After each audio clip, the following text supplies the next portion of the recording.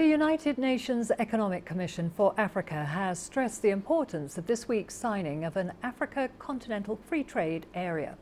It's designed to help the continent weather the growing uncertainty in global trade.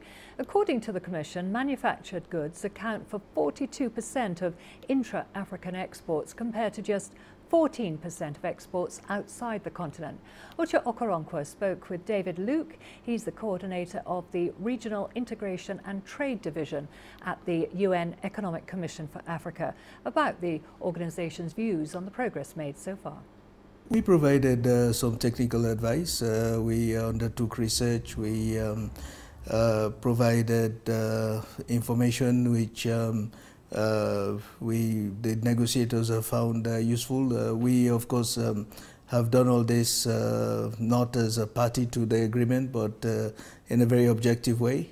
We have raised some difficult questions about the distributional benefits and so on. We undertook a human rights impact assessment of the agreement, and we pointed out where there were some vulnerabilities that needed to be addressed. So we have approached this in a very objective way, giving the best advice that we could based on evidence and research. Give us a sense of the vulnerabilities you saw in the assembling of this agreement. Smallholder farmers, African agriculture is particularly small holder farmers, so there were some risks as regards smallholder farmers. Informal cross-border traders, some risks, issues that needed to be addressed to facilitate and grow the trade, which is an important part of intra-African trade. We pointed out some risks as regards gender, women, youth, employment, the agricultural sector overall, which is the largest sector. So, yeah, there are vulnerabilities, but all the same, trade liberalization does bring about very strong benefits, provided it's implemented in a way that addresses these vulnerabilities.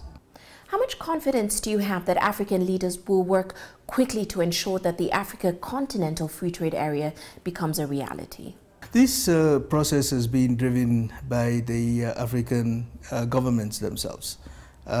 These reforms that with the CFTA will bring about has not been generated by external partners who are saying you must reform or you won't get this or you won't get that. This is African leaders themselves saying we need to be trading more with each other. We need to open up our countries. We need to have better connectivity. We need to work on infrastructure. We need to, the number of things we need to do to grow our economies. So this is an initiative which, if you like, is homegrown. So I would expect that you know, the momentum behind it would continue. Of course, you would have issues here and there, and that happens all the time with trade agreements, political constituencies that need to be brought on board to be made to feel comfortable with the agreement. But I think overall, I think this is the perspective that African leaders have taken, and is the way that the continent has chosen to go.